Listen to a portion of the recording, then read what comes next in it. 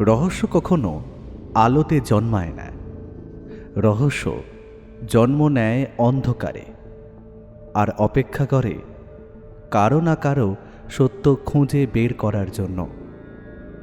অন্ধকারে ঢাকা শহর, নীরব সাক্ষী দেয়াল, আর এমন কিছু প্রশ্ন যার উত্তর খুঁজে বের করে আনতে পারে একজনই, সত্যান্বেষী ব্যোমকেশ বক্সী। আপনিও যদি ব্যোমকেশ বক্সীর সত্যান্বেষণ ভালোবাসেন, যদি রহস্যের গন্ধ আপনার শিরায় রোমাঞ্চ নিয়ে আসে, তাহলে আপনি একদম সঠিক জায়গাতেই এসেছেন। আমাদের চ্যানেল যদি আপনি প্রথমবারের জন্য শোনেন, তাহলে এক্ষুনি কিন্তু আমাদের চ্যানেলটিকে সাবস্ক্রাইব করুন এবং পাশে থাকা বেল আইকনে ক্লিক করে নোটিফিকেশন অন করে নিন, যাতে নতুন গল্প এলে সবার আগে আপনি জানতে পারেন। মে মাসের ১৬ তারিখ। এবার কলকাতায় এক অস্বাভাবিক গরম পড়েছে। হ্যাঁ, মে মাস তো গ্রীষ্মেরই অন্তর্গত, কিন্তু তা বলে এমন অসহ্য গরম আগে কখনো দেখেছি বলে মনে পড়ে না। তার উপর রাজনৈতিক পরিস্থিতিও খুব একটা সুবিধের নয়। সবে সবে সরকার বদল হয়েছে, আর পারিপার্শ্বিক নানা যুদ্ধ পরিস্থিতির অভিঘাতে আমাদের বঙ্গভূমিও বেশ বিপর্যস্ত। তবে এরই মধ্যে সগৌরবে একের পর এক কেসের তদন্ত করে এবং প্রকৃত অপরাধীকে শনাক্ত করে চলেছে আমার বন্ধু সত্যান্বেষী ব্যোমকেশ বক্সী। এই তো গত সপ্তাহে সে একটি হিরে চুরির কেসের নিষ্পত্তি করল। কেসটা যথেষ্টই জটিল ছিল। পরবর্তীকালে জানা গেল ওই হীরের মালিকই আসলে হিরেটি নিজে লুকিয়ে রেখেছিলেন, যাতে ইন্স্যুরেন্স কোম্পানির কাছ থেকে ক্ষতিপূরণের টাকা আদায় করতে পারেন। যদিও কেসটা ব্যোমকেশের বিশেষ মনোপুত হয়নি, তার কাছে এই ধরনের কেসের তেমন কোনো মর্যাদা নেই, কারণ এগুলোতে মাথা খাটানোর অবকাশ খুব কম। যে কেসে মগজাস্ত্র ব্যবহারের সুযোগ নেই, সে কেসে সত্যান্বেষীর মনও বসে না। এই মুহূর্তে তার হাতে কোনো কেস নেই, তাই সময় কাটাচ্ছে নিজের মতো করেই। এর মধ্যে একদিন সত্যবতী আর খোকাকে নিয়ে চিড়িয়াখানাও ঘুরে এসেছে। আমি অবশ্য ওদের সঙ্গে যেতে পারিনি। দুদিনের জন্য গিয়েছিলাম বর্ধমানে, আমার লেখার দলেরই কয়েকজনের সঙ্গে একটু সময় কাটাতে। ব্যোমকেশের সঙ্গে থাকতে থাকতে আমাকেও এই কেসের জঞ্জালে জড়িয়ে পড়তেই হয়। তাই এসবের ফাঁকে আর উপন্যাস লেখার কাজের মাঝখানে অন্য কোথাও দুদণ্ড কাটিয়ে আসতে মন্দ লাগে না, তাতে মনটাও যেন একটু ঝরঝরে হয়ে যায়। ফিরে এসে আবার নতুন করে কাজে মন দিয়েছি। আজ সকাল থেকে দেখছি ব্যোমকেশ বাংলা সাহিত্যের নানা খুঁটিনাটি বিষয় নিয়ে বিচার বিশ্লেষণে বসেছে, আর মাঝে মধ্যেই একের পর এক প্রশ্নবাণ ছুঁড়ে দিচ্ছে আমার দিকে। উত্তর দিতে না পারলেই শুনতে হচ্ছে তার খোঁচা। তুমি না লেখক অজিত, লেখক হয়ে এই ন্যূনতম জিনিসটাও জানো না? ছি ছি ছি ছি ছি ছি, কি যে হবে তোমার! সবই দর্শন। কিসের দর্শন? সত্যের দর্শন ভায়া। ব্যোমকেশ চুরুটে আর একটা আলতো টান মেরে বলল, আমাদের বাংলা দর্শন কিন্তু গোড়াতেই দুটো জিনিস খুব পরিষ্কার করে বলে দিয়েছে। এক হলো সত্য, আর দুই হলো কর্ম। তুমি খেয়াল করেছো কিনা জানি না, আমি নিজেকে কখনো গোয়েন্দা বলি না, বলি সত্যান্বেষী। কেন বলি বলো তো? কারণ পুলিশের কাজ হলো আইন বাঁচানো, আর আমার কাজ হলো সত্যকে চেনা। এই সত্য খোঁজার অদম্য ইচ্ছেটা আমাদের উপনিষদের কাল থেকে রক্তের মধ্যে বয়ে আসছে। সত্যমেব জয়তে কথাটা কেবল সরকারি ছাপ নয় অজিত, ওটাই আমাদের মূল শিকড়। ব্যোমকেশ একটু থামল, জানলা দিয়ে বাইরে অন্ধকারের দিকে তাকিয়েই রইল কিছুক্ষণ। আর তুমি যেটাকে কেবল ক্লু বা প্রমাণ বলো, নব্যন্যায়ের দর্শনে সেটাকেই বলে অনুমান আর প্রত্যক্ষ। মানুষ যখন পাপ করে, সে শেঠজিকে বা পুলিশকে ফাঁকি দিতে পারে, কিন্তু প্রকৃতি আর তার নিজের মনকে ফাঁকি দেবে কি করে? আমাদের প্রাচীন ন্যায় দর্শন বলে প্রমাণের আড়ালেও এক পরম সত্য লুকিয়ে থাকে। আমি অপরাধীর রক্তের দাগ খোঁজার আগে তার মনের ভেতরের সেই ভয় আর পাপ বোধটাকে খুঁজি, কারণ আমি জানি কর্মের ফলের থেকে চতুর অপরাধীও পালিয়ে বাঁচতে পারে না। আমি চুপ করে শুনছিলাম। ব্যোমকেশের গলার স্বরে আজ কোনো তাড়াহুড়ো নেই, আছে এক সুগভীর উপলব্ধি।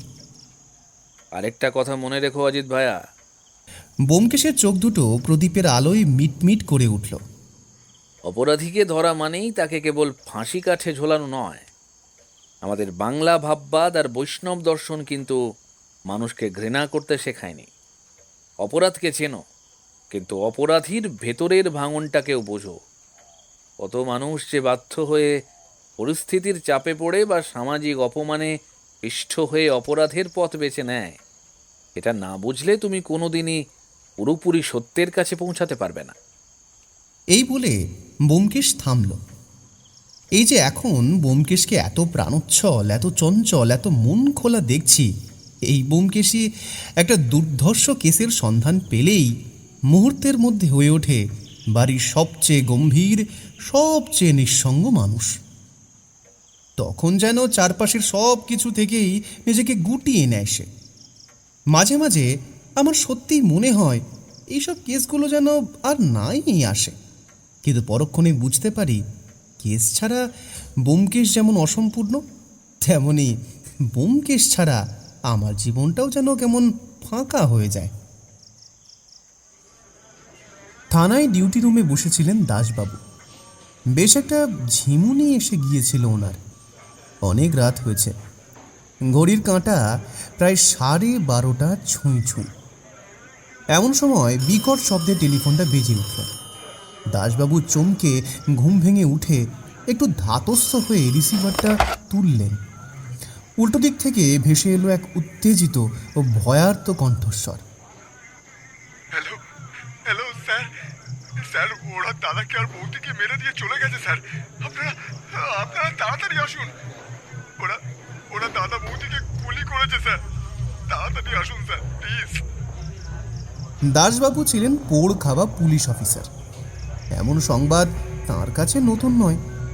বিন্দুমাত্র বিচলিত না হয়ে তিনি বললেন, ঠিক আছে, আমি বাহিনী নিয়ে এক্ষুনি পৌঁছচ্ছি, কিন্তু জায়গাটা একটু বলবেন? বিধাননগর স্যার, বিধাননগরে যে ট্যাক্সি স্ট্যান্ডটা রয়েছে তার পিছনের দিকের গলিটা দিয়ে ঢুকলেই শঙ্কর দত্তর বাড়ি।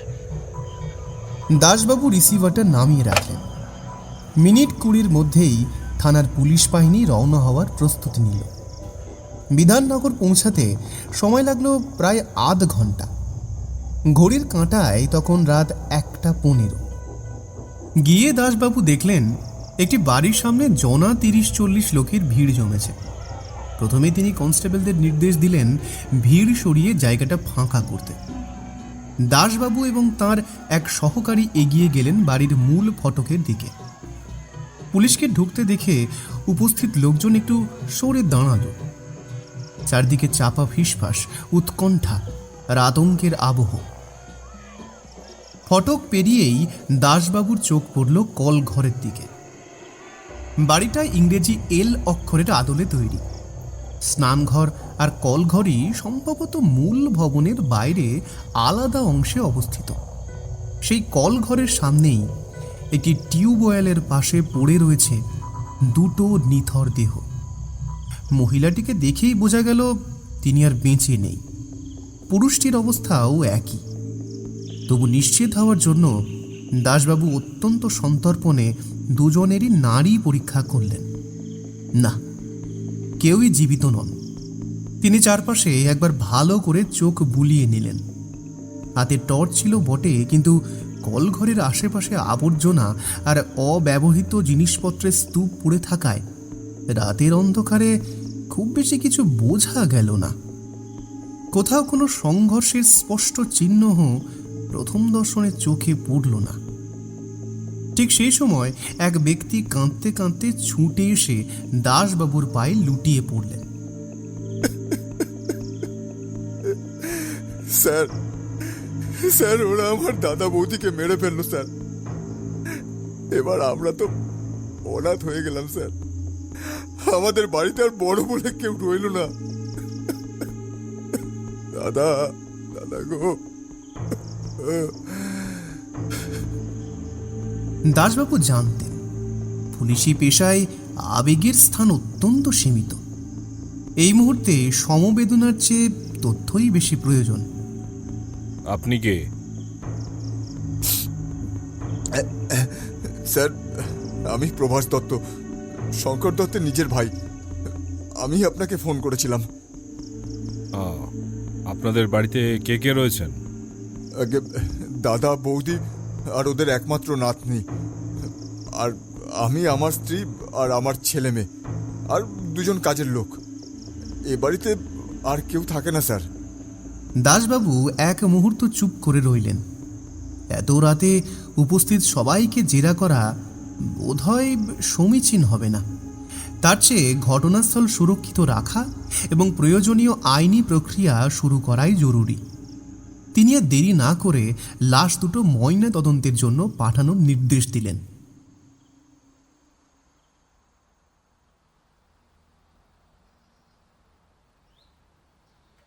তখন সকাল 7:30 হবে। আমি আর ব্যোমকেশ বসে চা পান করছিলাম। খোকা তখনও ঘুম থেকে ওঠেনি। সত্যবতী আর পুঁটিরাম জল খাবারের প্রস্তুতিতে ব্যস্ত। চা শেষ করে খবরের কাগজটার দিকে হাত বাড়াবো এমন সময় ঘরের টেলিফোনটা ক্রিং ক্রিং শব্দে কর্কশ স্বরে বেজে উঠল। দেখলাম ব্যোমকেশ নিজের জায়গায় গা এলিয়ে বসে আছে। ওর এই ভঙ্গির অর্থ আমি ভালোই জানি, ফোনটা আমাকেই ধরতে হবে। ওর অলিখিত নির্দেশ অগ্রাহ্য করার সাহস আমার কোনোদিনই হয়নি। তাই উঠে গিয়ে রিসিভারটা তুলে নিলাম। রিসিভার কানে দিতেই ভেসে এলো এক অতি সুপরিচিত কণ্ঠস্বর। দাসবাবু, কোনো কেসের ব্যাপারই হবে একথা মনে হতেই কৌতূহল জাগল। কি দাসবাবু, ব্যাপারখানা কি এত সকালে যে? আপনি আর ব্যোমকেশ বাবু ফাঁকা আছেন নাকি হাতে কোনো কেস রয়েছে? না, ব্যোমকেশের হাতে এখন সেরকম কোনো কেস তো নেই, আর মক্কেল পেলেও এখন মন্দ হয় না। ঠিক মক্কেল পাওয়ার মতো কেস নয়, তবে কাল রাত্রে স্বামী স্ত্রী দুজনকে একসঙ্গে খুন করা হয়েছে। কেউ পয়েন্ট ব্ল্যাঙ্ক রেঞ্জ থেকে গুলি করে হত্যা করেছে। তা একবার ঘটনাস্থলে আসবেন নাকি? আমি রিসিভারটা হাত দিয়ে চেপে ধরে ব্যোমকেশের দিকে তাকিয়ে পুরো ঘটনাটা সংক্ষেপে জানালাম।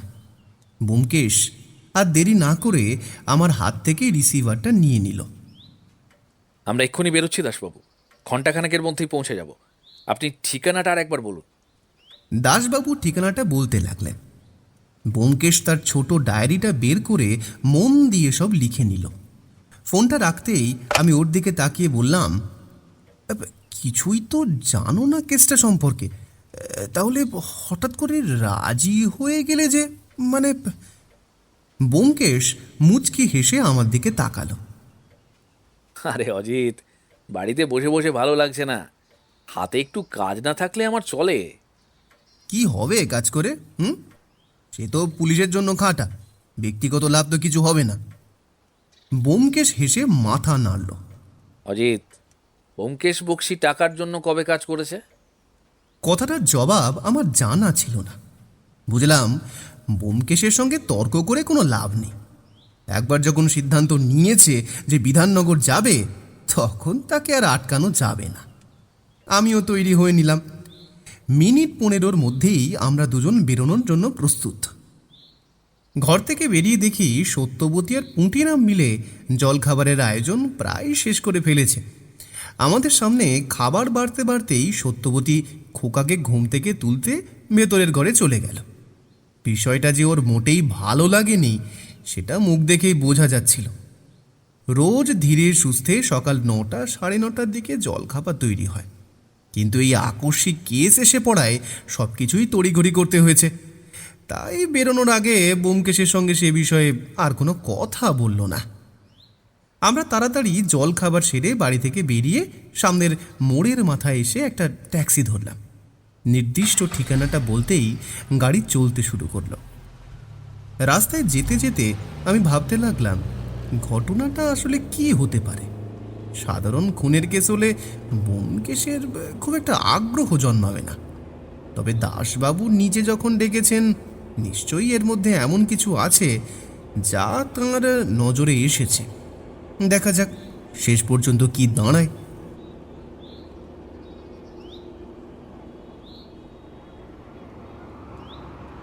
বিধাননগর পৌঁছাতে আমাদের সময় লাগলো প্রায় 40 মিনিট। গিয়ে দেখলাম উল্লেখিত বাড়িটার সামনে কয়েকজন পুলিশ কনস্টেবল পাহারা দিচ্ছে। আমাদের দেখে তাঁদের একজন এগিয়ে এলো। আমাদের দুজনকেই সে চিনতে পেরেছে। ব্যোমকেশবাবু, অজিতেশবাবু, আসুন। দাসবাবু আপনাদের আসার কথা আগে থেকেই বলে দিয়েছিলেন। উনি ভেতরেই আছেন। আমরা বাড়ির ভেতরে ঢুকতেই দেখলাম দাসবাবু এক মধ্যবয়স্ক ভদ্রলোকের সঙ্গে কথা বলছিলেন। আমাদের দেখতে পেয়ে তিনিও এগিয়ে এলেন। আসুন ব্যোমকেশবাবু, আসুন অজিতবাবু, এদিকে আসুন। ব্যোমকেশ চারপাশে একবার চোখ বুলিয়ে নিল। দাসবাবু, একটা বিষয় খুলে বলুন, এখানে ঠিক কি হয়েছে? দাসবাবু একটু চুপ করে থেকে যেন কথাগুলো গুছিয়ে নিলেন, তারপর বলতে শুরু করলেন। আসলে ব্যোমকেশবাবু, কাল রাত্রে এবাড়ির কর্তা শঙ্কর দত্ত এবং তার স্ত্রী গৌরী দত্তকে কে বা কারা পয়েন্ট ব্ল্যাঙ্ক রেঞ্জ থেকে গুলি করে এই কলতলাতেই খুন করেছে। কাল রাতে আমরা জিজ্ঞাসাবাদ করিনি, আজ থেকেই সেই কাজ শুরু করব। আমিও মিনিট 15 আগে এসে পৌঁছেছি। আমার কনস্টেবলরা সারা রাত এখানে পাহারা দিয়েছে। ফরেন্সিকের দলও কাল রাত্রে আসতে পারেনি, তারাও এখনই এসে পৌঁছেছে। জায়গাটা তারা ভালো করে পরীক্ষা করবে। তার আগে যদি আপনি ঘটনাস্থলটা দেখতে চান, দেখে নিতে পারেন। দাসবাবুর পিছন পিছন আমরা বাড়ির কল ঘরের দিকে এগিয়ে চললাম। হাঁটতে হাঁটতেই ব্যোমকেশ জিজ্ঞেস করল, আচ্ছা দাসবাবু, আপনাকে কে খবরটা দিয়েছিলেন? এবাড়ির ছোট কর্তা প্রভাস দত্ত, শঙ্করবাবুর নিজের ভাই। তিনি আমাকে প্রথম ফোনটা করেন। ফোন পেয়েই আমি ঘণ্টাখানেকের মধ্যে এখানে পৌঁছে যাই। ব্যোমকেশ আর কোনো কথা বলল না। আমি আর দাসবাবু বাইরে দাঁড়িয়েই রইলাম। ব্যোমকেশ একাই কলঘরের ভেতরে ঢুকে পড়ল। ওকে দেখে মনে হচ্ছিল যেন মাটির প্রতিটি ইঞ্চি চোখ দিয়ে মেপে নিচ্ছে। কখনো টিউবওয়েলের গা পরীক্ষা করছে, কখনো বা তার মুখের ভেতর উঁকি দিচ্ছে, আবার কখনো চারপাশের আবর্জনার স্তূপে টর্চের আলো ফেলছে। অনেকক্ষণ ধরে নিখুঁতভাবে সব কিছু পর্যবেক্ষণ করার পর বিভিন্ন জায়গা থেকে কয়েকটি বস্তু তুলে নিজের রুমালে জড়িয়ে পকেটে রেখে দিল। কি পেলেন ব্যোমকেশবাবু? ব্যোমকেশ কোনো উত্তর দিল না। প্রায় আধ ঘন্টা ধরে গোটা কলঘরটা খুঁটিয়ে দেখে তবেই বাইরে বেরিয়ে এলো। এদিকে ফরেন্সিকের দলও কাজে নেমে পড়েছে। তাঁদের সুবিধার জন্য আমরা একটু দূরে সরে দাঁড়ালাম। ব্যোমকেশ তখন পকেট থেকে সাদা রুমালটা বের করে খুলে ধরল। রুমালের ভেতরে রয়েছে 4টি সিগারেটের ফিল্টার আর 2টি বুলেটের খোল। ব্যোমকেশ কিছুক্ষণ সেগুলোর দিকে তাকিয়ে থেকে বলল, দাসবাবু, খুনি সম্ভবত একজন নয়, দুজন কিংবা তারও বেশি ছিল। তবে দুজন হওয়ার সম্ভাবনাই বেশি। সে সেখান থেকে একটি বুলেটের খোল হাতে তুলে দেখল। এই দুটো বুলেটের খোল দেখুন। গুলি চালানোর পর সাধারণত এগুলো ঘটনাস্থলেই পড়ে থাকে, আর এগুলো যে জায়গায় পড়েছিল তা দেখে আমার মনে হচ্ছে গুলিটা ওই ঝোপটার আড়াল থেকেই ছোঁড়া হয়েছিল। ব্যোমকেশ হাত তুলে একটু দূরের ঝোপ ঝাড় দেখালো। ওদিকটা নোংরা, চারিদিকে অব্যবহৃত জিনিসপত্রের স্তূপ। এখানে লুকিয়ে থাকা খুবই সহজ, বাইরে থেকে কাউকেই চোখে পড়বে না। চলুন এবার বাড়ির লোকেদের সঙ্গে কথা বলা যাক। দাসবাবু আমাদের বাড়ির ভেতরে নিয়ে গেলেন। আমি লক্ষ্য করেছি এই ধরনের ঘটনায় ব্যোমকেশ সাধারণত প্রথমেই সবাইকে আলাদা আলাদা করে জেরা করে না। আগে সকলের মুখ থেকে ঘটনার সামগ্রিক বিবরণ শোনে, তারপর প্রয়োজন হলে একান্তে ডেকে প্রশ্ন করে। আমরা ঘরে ঢুকতেই প্রথম যে মধ্যবয়স্ক ভদ্রলোক উঠে দাঁড়ালেন তাকে আমি আগেই দেখেছি। দাসবাবু তার পরিচয় করিয়ে দিলেন। ইনি নিহত শঙ্কর দত্তের ভাই প্রভাস দত্ত। ব্যোমকেশ ভদ্রলোকের দিকে স্থির দৃষ্টিতে তাকিয়ে রইল কিছুক্ষণ। প্রভাসবাবু, কাল রাতে ঠিক কি হয়েছিল যা জানেন সবিস্তারে বলুন। কোনো ছোটোখাটো বিষয়ও বাদ দেবেন না। অনেক সময় তুচ্ছ বলেই মনে হওয়া ঘটনায় সব থেকে গুরুত্বপূর্ণ সূত্র হয়ে দাঁড়ায়। প্রভাস দত্তকে দেখে বোঝা যাচ্ছিল শোকের ছায়া এখনও তার মুখ থেকে মুছে যায়নি। চোখ দুটো লাল, গলাও ভারী, তিনি ধীরে ধীরে বলতে শুরু করলেন। অন্যান্য দিনের মতো কাল রাতেও আমরা রাত 10টা নাগাদ খাওয়া দাওয়া সেরে নিয়েছিলাম। আমাদের বাড়িতে সবাই সাধারণত 11টার মধ্যেই ঘুমিয়ে পড়ে, জেগে থাকে শুধু আমার ছেলে। আচ্ছা, আপনাকে একটু বিস্তারিত বলি, তাহলে আপনার বুঝতে হয়তো সুবিধা হবে। দেখুন, এই বাড়ির গঠন তো আপনি দেখেইছেন। উপরতলায় 2টো ঘর আর নিচতলায় 4টে ঘর রয়েছে। কলঘরটা বাড়ির বাইরের অংশে। নিচের একটা ঘরে থাকতেন আমার দাদা শঙ্কর দত্ত আর বৌদি গৌরী দত্ত।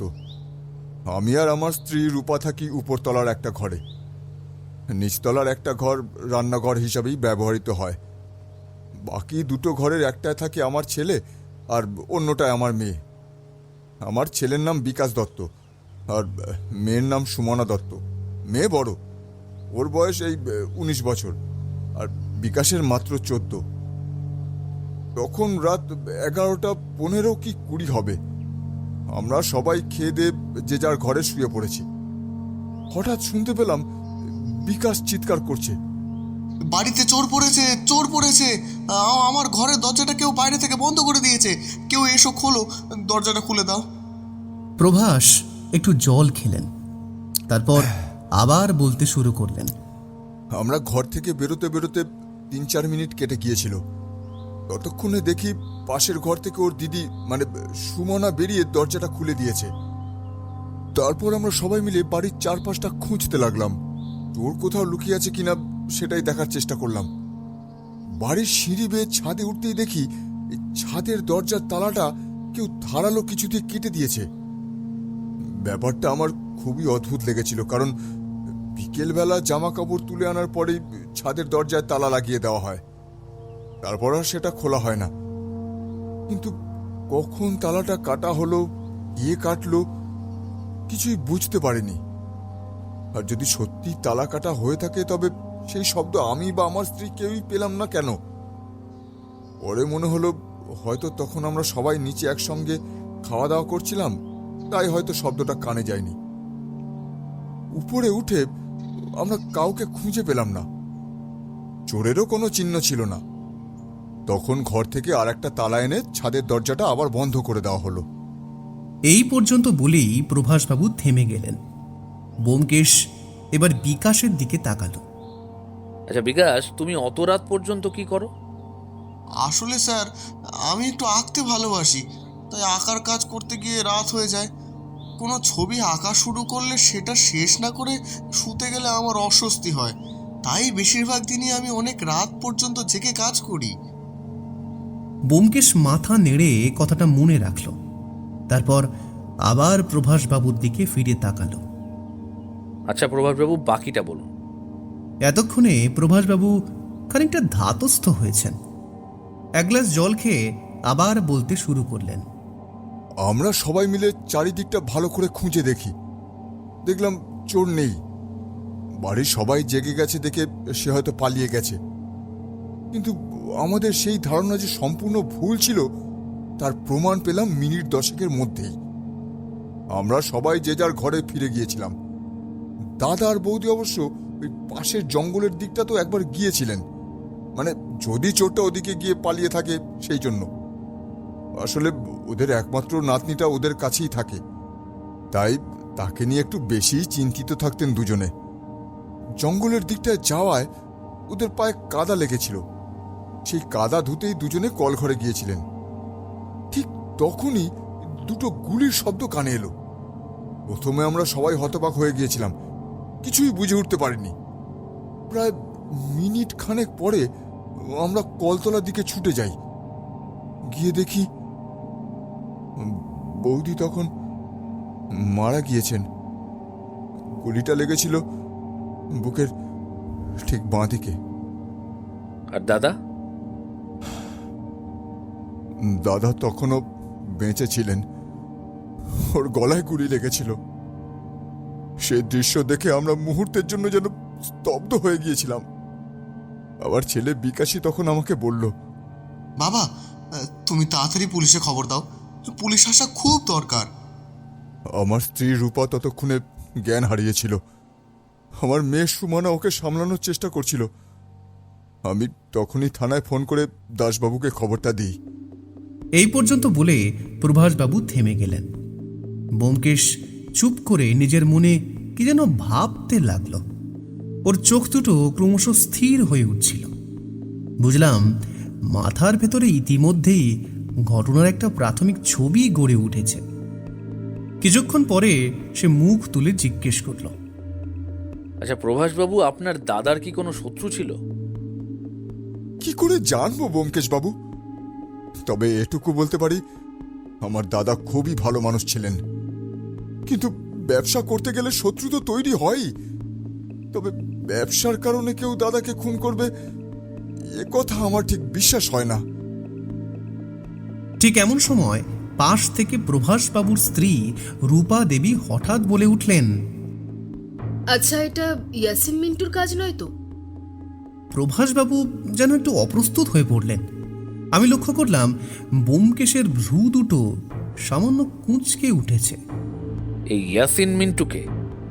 ইয়াসিন মিন্টু এ অঞ্চলের কুখ্যাত সমাজ বিরোধী। দাসবাবু নিশ্চয়ই চিনবেন। বছরে 3-4 বার গ্রেপ্তার হয়, কিন্তু রাজনৈতিক প্রভাবের জোরে আবার ছাড়া পেয়ে যায়। ব্যোমকেশ এবার রূপা দেবীর দিকে ফিরে তাকালো।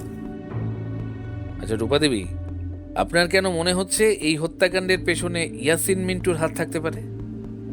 রূপা দেবী মাথা নিচু করে চুপ করে রইলেন। আমি লক্ষ্য করলাম সুমনাও মাথা নিচু করে বসে আছে, যেন কথাটা উঠতেই অস্বস্তিতে পড়েছে। শেষ পর্যন্ত প্রভাসবাবুই বলতে শুরু করলেন, কি আর বলবো স্যার, যত নষ্টের গোড়া আমার মেয়েটাই। কি করে যে ইয়াসিন মিন্টুর প্রেমে পড়েছিল আজও বুঝতে পারি না। একবার তো বাড়ি থেকে পালিয়েও গিয়েছিল ওর সঙ্গে, কিন্তু পালিয়ে গিয়ে বুঝতে পারে ছেলেটার কিছুই করার ক্ষমতা নেই, কোনো কাজকর্ম নেই, রোজগার নেই, সংসার চালাবে কি করে। তাই দিন 3 পরে নিজেই বাড়ি ফিরে আসে। সুমনা ফিরে আসার পর প্রায় মাসখানেক ইয়াসিন মিন্টুকে আর এদিকে দেখা যায়নি। আমরা ভেবেছিলাম বুঝি বিপদ কেটে গিয়েছে। আমার মেয়ের কোনো শারীরিক ক্ষতি সে করেনি, কিন্তু কিছুটা দুশ্চিন্তা হলেও তারপরে নিশ্চিন্ত হয়েছিলাম। কিন্তু মাস কয়েক পরে আবার নতুন ঝামেলা শুরু হলো। এই আজ থেকে ধরুন প্রায় 6 মাস আগে এক ভর সন্ধ্যায় ইয়াসিন মিন্টু তার দলের কয়েকজন লোক নিয়ে হঠাৎ আমাদের বাড়িতে এসে হাজির হয়। এসে আমাদের শাসিয়ে বলে আমরা নাকি সুমনাকে ওর ইচ্ছার বিরুদ্ধে বাড়িতে আটকে রেখেছি, ওর সঙ্গে বিয়ে করতে দিচ্ছি না। চিন্তা করে দেখুন কত বড় সাহস শয়তানটার। সেদিনই দাদার সঙ্গে ওর খানিকটা কথা কাটাকাটিও হয়েছিল। তারপর অবশ্য সে আর বিশেষ ঝামেলা করেনি, চুপচাপই ছিল। কে জানে এখন আবার হয়তো ওই পুরনো আক্রোশ থেকেই এইসব করেছে কিনা। তবে তার পক্ষে কিন্তু এই ধরনের খুন খারাপি করা মোটেই অস্বাভাবিক নয়। ব্যোমকেশ কিছুক্ষণ চুপ করে রইল। মনে হলো এতক্ষণে পাওয়া প্রতিটি তথ্য নিজের মনে সাজিয়ে নিচ্ছে। আচ্ছা প্রভাসবাবু, আপনি বললেন আপনার দাদার নাতনি এ বাড়িতেই থাকে, কেন? সেও আর এক ইতিহাস স্যার। আমার দাদার 2 মেয়ে, রঞ্জিতা আর সঞ্চিতা। রঞ্জিতা বড়, সঞ্চিতা তার থেকে কয়েক বছরের ছোট। কলেজে পড়ার সময় রঞ্জিতা এক গ্যারেজ মেকানিককে ভালোবেসে বিয়ে করে বাড়ি থেকে চলে গিয়েছিল। কিন্তু ওই যে ভাগ্য সহায় হয়নি, তাই বিয়েটাও টেকেনি। বাচ্চা হওয়ার পর থেকেই ওর স্বামী মদ খেয়ে রঞ্জিতার উপর অত্যাচার শুরু করে, প্রায়ই মারধর করত। এক সময় আর সহ্য করতে না পেরে রঞ্জিতা বাপের বাড়ি ফিরে আসে। দাদা অবশ্য অনেকটা অনিচ্ছা সত্ত্বেও ওকে আবার গ্রহণ করেছিলেন, কিন্তু আগের মতো আর কখনো কথা বলতেন না। আত্মগ্লানি, সংসারের ভাঙন, নাকি অন্য কোনো কারণ তা ঠিক জানি না। বছর 2 আগে রঞ্জিতা আত্মহত্যা করে। তারপর থেকেই ওর একমাত্র মেয়ে পাপড়ি এই বাড়িতেই মানুষ হচ্ছে। আর একটা অদ্ভুত ব্যাপার জানেন স্যার, এই রঞ্জিতা মারা যাওয়ার মাসখানেকের মধ্যেই ওর স্বামী বিমল ঘোষও মারা যায়। শুনেছিলাম কত দুর্ঘটনায় মারা গিয়েছিল। ব্যোমকেশ মন দিয়ে সব কথা শুনল। আচ্ছা তাহলে শঙ্করবাবুর ছোট মেয়ে সঞ্চিতা এখন কি করেন? আগে সঞ্চিতা এখন অন্তঃসত্ত্বা, হাসপাতালেই ভর্তি রয়েছে। ওর স্বামীও সেখানেই আছে।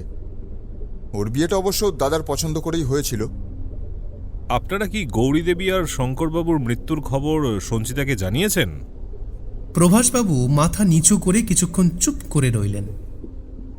কি বলবো স্যার, একটা মেয়েকে তার বাবা মায়ের মৃত্যু সংবাদ দেওয়া কতটা কষ্টের কাজ তা ভাষায় বোঝানো যায় না। কিন্তু এখন বাড়ির সবচেয়ে বড় তো আমি, তাই সমস্ত দায়িত্ব আমার কাঁধেই। খবরটা আমি ওকে জানিয়েছি। ও এখন হাসপাতালে। ওর সন্তান জন্মানোর সময়ও খুব কাছাকাছি। আজ মর্গ থেকে দাদার বৌদির দেহ পাওয়ার পর ওর স্বামী হয়তো শ্মশান পর্যন্ত আসবে, কিন্তু সঞ্চিতার আসার অবস্থা নেই। ব্যোমকেশ কিছুক্ষণ অপেক্ষা করল। মনে হলো এতক্ষণে শোনার সমস্ত তথ্য নিজের মনে একবার মিলিয়ে নিচ্ছে। আচ্ছা বেশ, তবে এই মুহূর্তে আমার আর কিছু জিজ্ঞাসা করার নেই। আচ্ছা, আপনাদের বাড়ির ছাদটা কি একবার দেখা যাবে? একবার ছাদটা দেখতে এলে ভালো হতো। হ্যাঁ নিশ্চয়ই ব্যোমকেশ বাবু, আসুন। আমরা ধীরে ধীরে সিঁড়ি বেয়ে ছাদের দিকে উঠতে লাগলাম।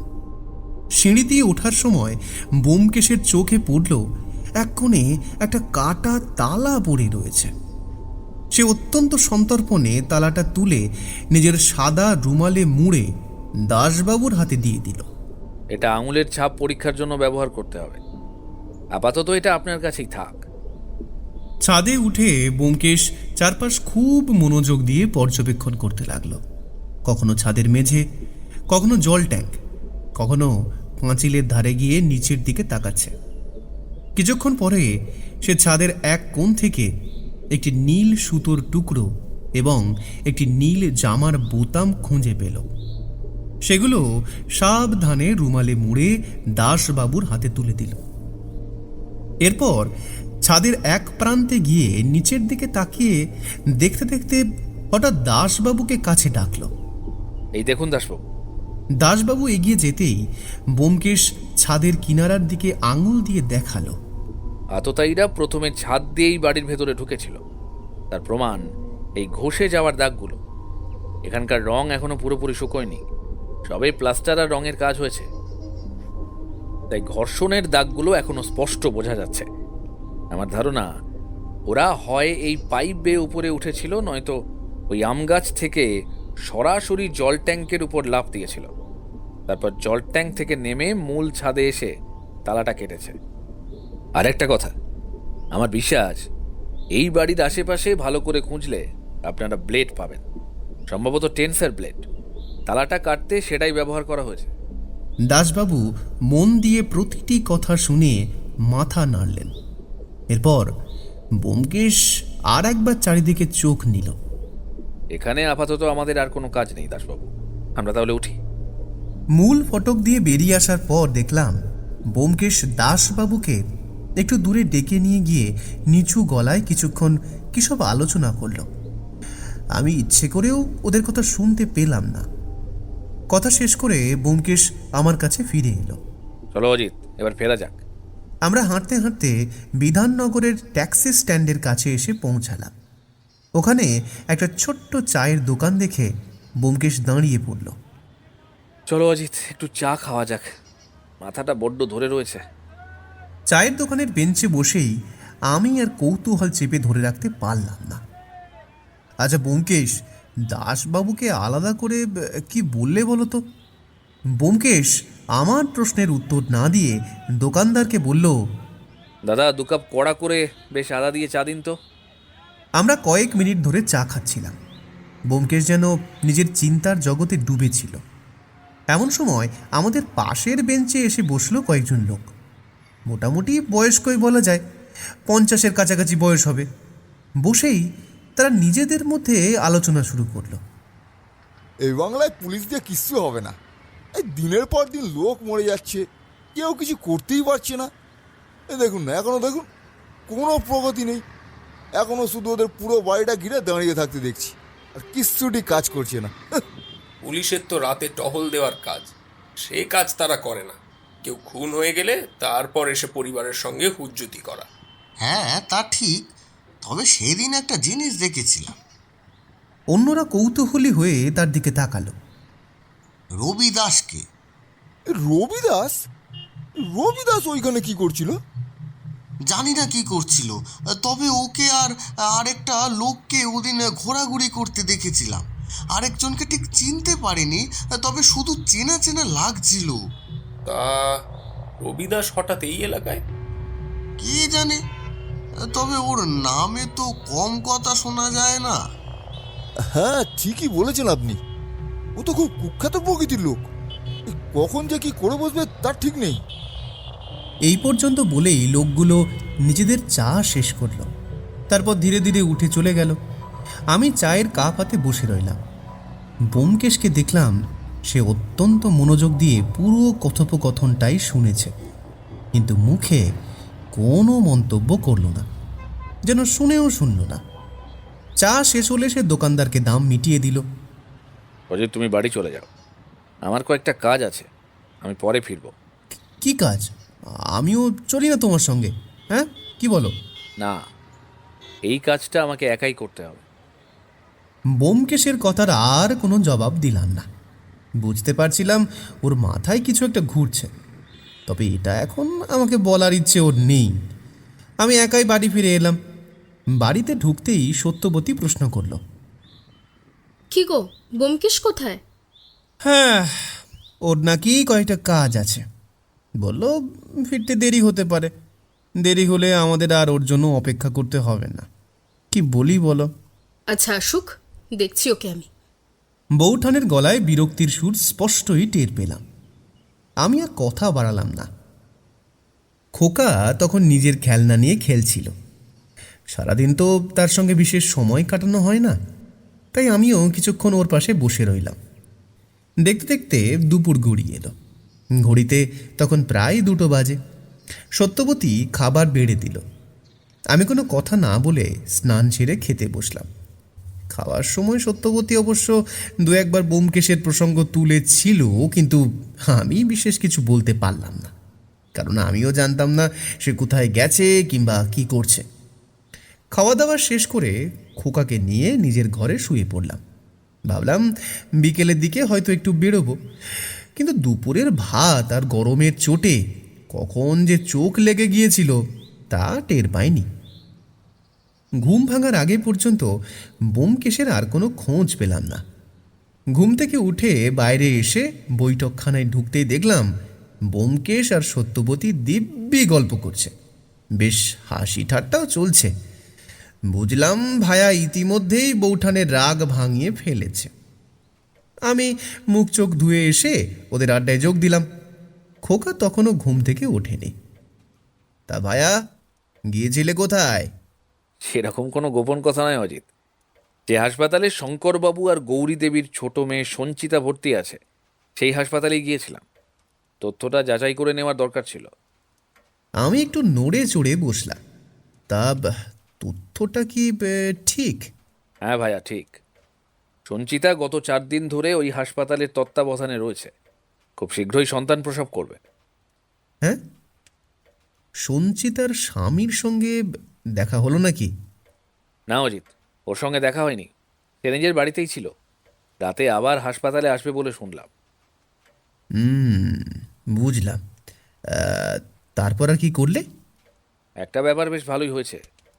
ইয়াসিন মিন্টুর পেছনে লোক লাগানো হয়েছে। পুলিশ ওর খোঁজ খবর নিয়েছে। তারপর? আপাতত যা জানা গেছে তাতে গত 2 দিন ধরে সে কলকাতা বা বিধাননগর এলাকায় ছিল না। হুগলিতে তার কাকার বাড়িতে রয়েছে। শুনেছি আজকাল নাকি সে এসব দাদাগিরি অনেকটাই ছেড়ে যন্ত্রপাতি সারাইয়ের কাজ করছে। হুগলিতে একটা বড় কাজ পেয়েছে, সেই কাজের সূত্রেই সেখানে গেছে। আরও জানা গেছে কাজটা শেষ হতে 5 দিন লাগবে, তাই একদিন সেখানেই থাকার কথা। তাহলে ইয়াসিন মিন্টুর বিরুদ্ধে অভিযোগটা বোধহয় খুব জোরালো নয় নাকি? হ্যাঁ, এত তাড়াতাড়ি সে কথা বলা যায় না। এই তথ্যগুলো ইয়াসিন মিন্টুর বাবা মার কাছ থেকে পাওয়া, কিন্তু পুলিশের কাজই হচ্ছে তথ্য যাচাই করা। পুলিশ ওকে নিশ্চয়ই খুঁজে বের করবে, প্রয়োজনে থানায় এনে জিজ্ঞাসাবাদও করবে। তারপর দেখা যাবে আসল সত্যিটা কি। এই পর্যন্ত বলে ব্যোমকেশ থেমে গেল। আমি বুঝলাম ওর মাথায় এখনো অনেক প্রশ্ন ঘুরছে, কিন্তু উত্তরগুলো এখনো পুরোপুরি মেলেনি। সেদিন আর এই কেস নিয়ে বিশেষ কোনো আলোচনা হলো না, কিন্তু ঘটনাটা আবার নতুন মোড় নিল পরের দিন সকালে। পরদিন সকাল 8টা নাগাদ আমি আর ব্যোমকেশ বসে চা পান করছিলাম। এমন সময় টেলিফোনটা কর্কশ শব্দে বেজে উঠল। ব্যোমকেশ বিরক্ত মুখে রিসিভারটা তুলে নিল। ওপারে দাসবাবু। ফোনে দাসবাবু যা বললেন তার সংক্ষেপ মোটামুটি এই রকম। গতরাতেই দাসবাবু একটি ছোট পুলিশ দল হুগলির উদ্দেশ্যে পাঠিয়েছিলেন। সেই দলের কাজ ছিল ইয়াসিন মিন্টুকে খুঁজে বের করে থানায় নিয়ে আসা। দলটি রাত প্রায় 8:30 নাগাদ হুগলিতে পৌঁছায়। ইয়াসিনের কাকার বাড়ির ঠিকানা পুলিশের কাছে ছিল। সেখানে গিয়ে খোঁজ করতেই জানা যায় ইয়াসিন বাড়িতে নেই। মিনিট 15 আগেই জিনিসপত্র নিয়ে হঠাৎ বেরিয়ে গেছে। তখন স্থানীয় থানার সহায়তা নিয়ে আরও বড় আকারে তল্লাশি শুরু হয়। শেষ পর্যন্ত ব্যান্ডেল এলাকার একটি বস্তি থেকে ইয়াসিন মিন্টুকে আটক করা হয়। তাকে থানায় নিয়ে এসে দীর্ঘক্ষণ জিজ্ঞাসাবাদ করা হয়েছে, কিন্তু সমস্যাটা অন্য জায়গায়। জিজ্ঞাসাবাদ করে বিশেষ কোনো নতুন তথ্য পাওয়া যায়নি, বরং যা পাওয়া গেছে তাকে শক্তপোক্ত অ্যালিবাই বলাই চলে। শঙ্কর দত্ত এবং গৌরী দেবী খুন হওয়ার সময় ইয়াসিন হুগলিতেই ছিল। তার কাকার বাড়িতে ছিল বলেই একাধিক ব্যক্তি সাক্ষ্য দিয়েছে। পুলিশও সেই তথ্য যাচাই করে দেখেছে। এমন কোনো প্রমাণ পাওয়া যায়নি যে সে গভীর রাতে হুগলি থেকে বিধাননগরে এসে আবার ফিরে গিয়েছিল। তথ্য বের করার জন্য পুলিশ যথেষ্ট চাপও সৃষ্টি করেছিল, কিন্তু তাতেও বিশেষ কিছু মেলেনি। দাসবাবুর ধারণা ইয়াসিন অন্তত এই বিষয়ে সত্য কথা বলছে, তবে ব্যোমকেশের সন্দেহ পুরোপুরি কাটেনি। ইয়াসিন নিজে না এলেও অন্য কাউকে দিয়ে কাজটা করিয়ে নিতে পারে, সে সম্ভাবনা উড়িয়ে দেওয়া যায় না। ব্যোমকেশ পুলিশকে আরেকটি বিষয় খতিয়ে দেখতে বলেছে। এই ইয়াসিন মিন্টুর সঙ্গে রবি দাসের কোনো যোগাযোগ আছে কিনা এটা ভালো করে খুঁজে দেখুন। দাসবাবুও বিষয়টাকে গুরুত্ব দিয়েছেন। পুলিশ এখন সেই দিকেই তদন্ত এগিয়ে নিয়ে যাচ্ছে। আশা করা হচ্ছে খুব শীঘ্রই নতুন কোনো তথ্য পাওয়া যাবে। ফোন রেখে দেওয়ার কিছুক্ষণ পরেই ব্যোমকেশ আবার কোথাও বেরিয়ে গেল। কোথায় যাচ্ছে সে বিষয়ে আমাকে কিছুই বলল না। এ আর নতুন কি? ব্যোমকেশ যখন কোনো সূত্রের পেছনে ছুটতে শুরু করে তখন তাকে প্রশ্ন করে বিশেষ লাভ হয় না। ফলে আমি আবার অন্ধকারেই রইলাম। ও না ফেরা পর্যন্ত নতুন কিছু জানারও কোনো উপায় নেই। তবে আমার অভিজ্ঞতা বলছিল ব্যোমকেশ যখন এভাবে চুপচাপ নড়াচড়া শুরু করে তখন তদন্ত সাধারণত একটা গুরুত্বপূর্ণ মোড়ের দিকে এগোতে থাকে।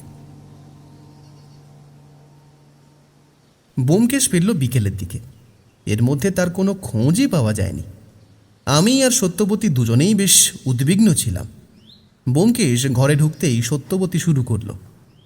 কি গো, এতক্ষণ বাইরে ছিলে, একটা খবর পর্যন্ত দিলে না? ঠিকমতো খাওয়া দাওয়া করেছো?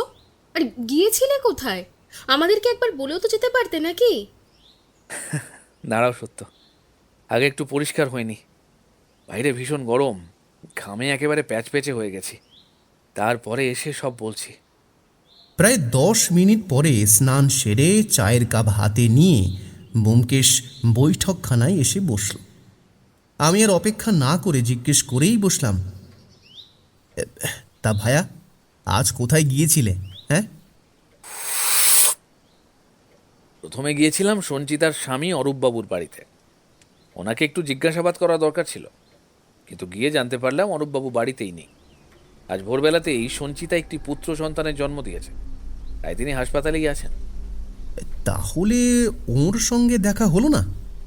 না, তবে ওনাদের পরিবারের সম্পর্কে কিছু তথ্য পেলাম। ওনাদের সংসার খুবই ছোট। অরূপবাবু, তার বিধবা মা, স্ত্রী সঞ্চিতা, এই নিয়েই সংসার। এখন অবশ্য নতুন সদস্য এসে গেছে। আর একটা মজার তথ্য পেলাম, ওনাদের পারিবারিক শাড়ির ব্যবসা। আবার অরূপবাবু গান বাজনার সঙ্গেও যুক্ত, বিশেষ করে তবলা বাজানোয় তার যথেষ্ট সুনাম আছে। আগে তার বাবা স্বরূপবাবুই ব্যবসাটা সামলাতেন, কিন্তু বছর 3-4 আগে তিনি কাজকর্ম ছেড়ে দেন, মারাও যান তার পরপরই।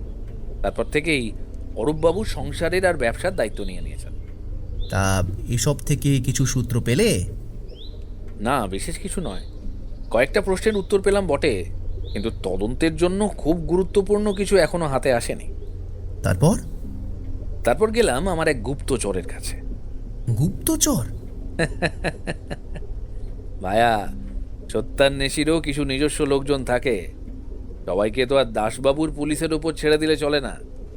রবিদাসের উপর নজর রাখতে বলেছিলাম তাকে, বিশেষ করে রবিদাস কোথায় যায়, কার সঙ্গে মেশে, সে খবর রাখার জন্য। আমি চুপ করে শুনতে লাগলাম। সে কিছু খবর জোগাড় করেছে। রবিদাসের সঙ্গে কয়েকজন সমাজ বিরোধীর যোগাযোগ আছে। তাদের মধ্যে দু একজনকে বড় অঙ্কের টাকা পেতেও দেখা গেছে সম্প্রতি। তবে এখানেই সমস্যাটা। টাকা পাওয়ার অর্থ এই নয় যে খুনও তারাই করেছে। তদন্তে অনুমান আর প্রমাণ দুটোকে আলাদা করে দেখতে হয়। রবিদাস গা ঢাকা দিয়ে আছে, সেই আস্তানার খোঁজ এখনো পাইনি। তাহলে এখন কি করবে? এখনো রবিদাসকে গ্রেপ্তার করার মতো পরিস্থিতি তৈরি হয়নি। পুলিশ কাউকে শুধু সন্দেহের ভিত্তিতে দীর্ঘদিন আটকে রাখতে পারে না। যতক্ষণ না পর্যন্ত শক্ত প্রমাণ পাওয়া যাচ্ছে, ততক্ষণ সবটাই ধোঁয়াশা। তার উপর রবিদাস এই মুহূর্তে কোথায় আছে সেটাও আমরা নিশ্চিত করে জানি না। ইয়াসিন, মিন্টু আর রবিদাসের মধ্যে কোনো যোগসূত্র আছে কিনা সেটাও এখনো প্রমাণিত নয়। এই পর্যন্ত বলেই ব্যোমকেশ চুপ করে গেল। আমি বুঝতে পারছিলাম ওর মাথার ভিতরে তখনও নানা হিসাব নিকাশ চলছে। আপাতত আমার কাছে অনেকগুলো তথ্য আছে, কিন্তু সেগুলোকে এক সুতোয় গাঁথার মতো সূত্র নেই। এখন আমাকে বসে বসে ভাবতে হবে যে ঘটনাটা ঠিক কিভাবে ঘটেছিল, তার সঙ্গে একটা সম্ভাব্য চিত্র দাঁড় করানোর চেষ্টা করছি।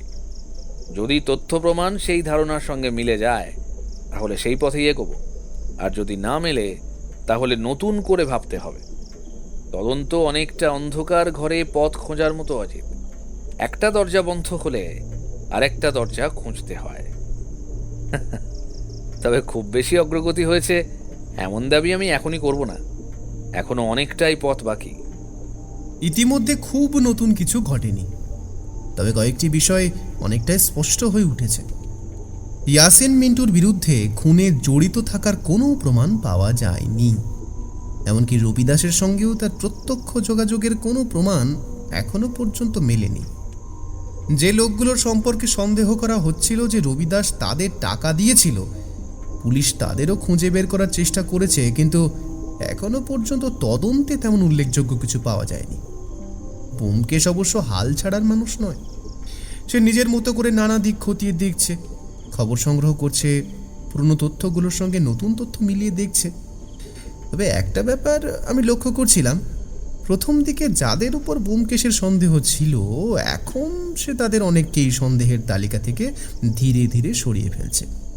অর্থাৎ ওর মাথার ভেতরে ঘটনাটার একটা কাঠামো ধীরে ধীরে তৈরি হচ্ছে। তবে তাকে দেখে আমার ঠিক লাগছিল না। যে ব্যোমকেশকে আমি চিনি, যার চোখে সর্বদা এক সুতীক্ষ্ণ সত্যান্বেষীর আলো জ্বলে, আজ তাকে দেখে আমার মনটা কেমন যেন দমে গেল। তার শরীরী ভাষায় সেই চেনা ধার বা সুসংহত দৃঢ়তা আজ উধাও। সে চেয়ারের হেলানে শরীরটা সঁপে দিয়ে বসে আছে ঠিকই, কিন্তু তার বসার ভঙ্গির মধ্যে এক চরম অশান্তি আর অস্পষ্টতা। তার ডান হাতের আঙুলগুলো চুরুটের উপর আলতো হয়ে পড়ে আছে। ধূমায়িত নীল রেখাটা সোজা উপরে উঠে বাতাসে বিলীন হয়ে যাচ্ছে, যেন ব্যোমকেশের মনের কুয়াশারই এক প্রতিচ্ছবি। সবচেয়ে অদ্ভুত লাগছিল তার চোখ দুটো। ব্যোমকেশের সেই বরফ শীতল নিষ্পলক দৃষ্টি আজ নেই। তার চোখের মণি দুটি ধোঁয়াটে, কোনো নির্দিষ্ট বিন্দুতে স্থির নয়। কখনো সে ঘরের ছাদের চাল কাঠের দিকে তাকিয়ে থাকছে, তো কখনো আবার ঝাপসা চোখে প্রদীপের শিখাটার দিকে। সেই চোখে কোনো আক্রোশ নেই, কোনো আত্মবিশ্বাস নেই, আছে কেবল এক গোলক ধাঁধায় হারিয়ে যাওয়া মানুষের দিশে হারা ভাব। যে মানুষটার চোখ থেকে কোনো অপরাধী নিজের অপরাধ লুকিয়ে রাখতে পারে না, সেই চোখেই আজ বাসা বেঁধেছে এক গভীর সংশয়। ইয়াসিন মিন্টুকেও শেষ পর্যন্ত পুলিশ ছেড়ে দিতে বাধ্য হয়েছে, কারণ তার বিরুদ্ধে কোনো প্রমাণ নেই। বরং শক্ত অ্যালিবাই রয়েছে। আইনের চোখে তাকে আর বেশি দিন আটকে রাখার কোনো উপায় ছিল না।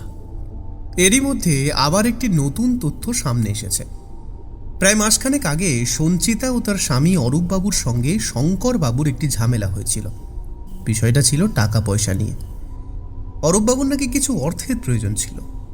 পরিমাণটা কম নয়, প্রায় 30,000 টাকা। কিন্তু শঙ্করবাবু সেই টাকা দিতে অস্বীকার করেন। এই নিয়ে শ্বশুর ও জামাইয়ের মধ্যে বেশ তর্কাতর্কিও হয়েছিল। ব্যোমকেশ খবরটা শুনে বিশেষ গুরুত্ব দিল। আমি বুঝতে পারলাম তথ্যটা ওর মাথায় নতুন করে কিছু প্রশ্নের জন্ম দিয়েছে। আর সেই কারণেই আজ ব্যোমকেশ, আমি আর দাসবাবু একসঙ্গে অরূপবাবুকে জিজ্ঞাসাবাদ করতে এসেছি। পুলিশ ইতিমধ্যেই তাকে হাসপাতাল থেকে ডেকে পাঠিয়েছে। জিজ্ঞাসাবাদের জন্য তাকে থানায় আনা হয়েছে আজ সকালেই। আজকের জিজ্ঞাসাবাদটা যে কত গুরুত্বপূর্ণ হতে চলেছে তা ব্যোমকেশের মুখের দিকে তাকিয়েই বুঝতে পারছিলাম। কিন্তু অরূপবাবুকে জিজ্ঞাসাবাদ করেও বিশেষ লাভ হলো না। তাঁর বিরুদ্ধে যেমন কোনো শক্ত প্রমাণ পাওয়া গেল না, তেমনি খুন করার মতো স্পষ্ট কোনো উদ্দেশ্যও ধরা পড়ল না। দাসবাবু অবশ্য তাঁকে টাকা পয়সার ঝামেলার প্রসঙ্গটি জিজ্ঞেস করেছিলেন। কথাটা শুনে অরূপবাবু স্পষ্টতই ক্ষুব্ধ হয়ে উঠলেন। শ্বশুর মশাইয়ের সঙ্গে আমার ঝামেলা হয়েছিল বলেই কি আমি তাকে খুন করব? আমি ভদ্র ঘরের ছেলে স্যার, দয়া করে আমার উপর এই ধরনের অভিযোগ করবেন না। আমি আর আমার স্ত্রী সঞ্চিতা নিজেরাও চাই বাবার আর মায়ের খুনিদের শাস্তি হোক। ওরা আমার শ্বশুর শাশুড়ি হতে পারেন, কিন্তু ব্যবহার ও স্নেহে কখনো আমাকে নিজের ছেলের থেকে কম কিছু ভাবেননি। আজ সঞ্চিতার অবস্থাটা একবার ভেবে দেখুন। সে এখনো শোকে ভেঙে পড়ে আছে। তার উপর সদ্যজাত সন্তানকে নিয়ে নতুন দায়িত্ব। এই পৃথিবীতে সেই বাচ্চাটা তার দাদু দিদাকে হারালো। আমরা সবাই চাই সত্যিটা সামনে আসুক। তাই আপনাদের তদন্তে সাহায্য করার জন্য যা যা দরকার আমি সবই করব, কিন্তু দয়া করে আমাদের উপর অযথা দোষারোপ করবেন না। আমরা এমনিতেই অনেক বড় বিপদের মধ্যে রয়েছি স্যার। অরূপবাবুর কথাগুলো শুনে আমার মনে হলো মানুষটি অত্যন্ত সংযত স্বভাবের। দাসবাবু ও ব্যোমকেশ দুজনেই নানা দিক থেকে তাকে প্রশ্নের জালে জড়ানোর চেষ্টা করলেন, কিন্তু অরূপবাবু কোথাও বিচলিত হলেন না। প্রতিটি প্রশ্নের উত্তর তিনি শান্তভাবে এবং স্পষ্ট ভাষায় দিলেন। আমি লক্ষ্য করলাম ব্যোমকেশও তাকে খুব মন দিয়ে পর্যবেক্ষণ করছে। শুধু কথার উত্তর নয়, উত্তর দেওয়ার ভঙ্গিটাও যেন বিচার করে দেখছে। প্রায় ঘণ্টাখানেক জিজ্ঞাসাবাদের পর আর নতুন কিছু পাওয়া গেল না। দাসবাবুও বুঝতে পারলেন এই মুহূর্তে অরূপবাবুকে আটক করে রাখার কোনো যুক্তিসঙ্গত কারণ নেই। খুনের সঙ্গে তার প্রত্যক্ষ সম্পর্ক প্রমাণ করার মতো কোনো তথ্য পুলিশের হাতে নেই। ফলে তাঁকে ছেড়ে দেওয়া ছাড়া আর উপায়ও রইল না। থানা থেকে বেরিয়ে আসার সময় দাসবাবুর মুখে কিছুটা হতাশার ছাপ দেখেছিলাম। মনে হচ্ছিল তিনি ধীরে ধীরে ঘটনাটাকে সমাজ বিরোধীদের কোনো পরিকল্পিত আক্রমণ বলেই মেনে নিতে শুরু করেছেন। তার পুলিশেরও সেই দিকে ঝোঁক বাড়ছে। কিন্তু ব্যোমকেশ হাল ছাড়ার মানুষ নয়, বরং যতই তদন্ত জটিল হয়ে উঠছিল ততই ওর আগ্রহ যেন বাড়ছিল। কারণ ব্যোমকেশের দৃঢ় বিশ্বাস ছিল এই ঘটনার মধ্যে এমন কিছু রয়েছে যা এখনো সকলের চোখ এড়িয়ে যাচ্ছে। আর সেই অদেখা সত্যের সন্ধানেই সে তখনও অবিচলভাবে এগিয়ে চলেছে। এভাবেই প্রায় 3-4 দিন কেটে গেল। তদন্ত যেন একটা জায়গায় এসে থমকে দাঁড়িয়েছে। ব্যোমকেশ যতই চেষ্টা করুক না কেন নতুন কোনো সূত্র হাতে আসছিল না। স্পষ্ট করে বললে তদন্তে তখন ক্লুরই অভাব। এমনই এক সময় যখন প্রায় সকলেই আশাহত হয়ে পড়েছে, তখন ব্যোমকেশ এমন একটি পদক্ষেপ নিল যার কথা কেউ কল্পনাও করতে পারেনি। সকালে হঠাৎই সে দাসবাবুকে ফোন করল। আচ্ছা দাসবাবু, আপনাদের তো নিশ্চয়ই এমন আর্টিস্ট আছে যারা প্রত্যক্ষদর্শীর বর্ণনা শুনে মানুষের ছবি আঁকতে পারে। এমন লোক পুলিশের সঙ্গে কাজ করে। তাহলে আজ দুপুরের মধ্যে বিধাননগর থানায় একজন আর্টিস্টকে ডেকে আনুন। আমি আর অজিতও পৌঁছে যাব। আমাদের সঙ্গে একজন ভদ্রলোক থাকবেন। তার বর্ণনা অনুযায়ী একটা ছবি আঁকাতে হবে। কিন্তু কার ছবি আঁকাতে চান? তা এখনই বলছি না, তবে আমার বিশ্বাস যার ছবি আঁকাবো এই হত্যাকাণ্ডের সঙ্গে তার কোনো না কোনো যোগাযোগ আছে। এই পর্যন্ত বলেই ব্যোমকেশ ফোনটা রেখে দিল। আমি কিছুই বুঝতে পারছিলাম না। ভাইয়া, তুমি তুমি কি ভাবছো বলো তো? মানে কাকে নিয়ে এত রহস্য? অজিত, তৈরি হয় না, আমাদের এখনই বিধাননগর যেতে হবে। আমি আর প্রশ্ন করে লাভ দেখলাম না। ঘণ্টাখানেকের মধ্যেই আমরা বিধাননগর থানায় পৌঁছে গেলাম।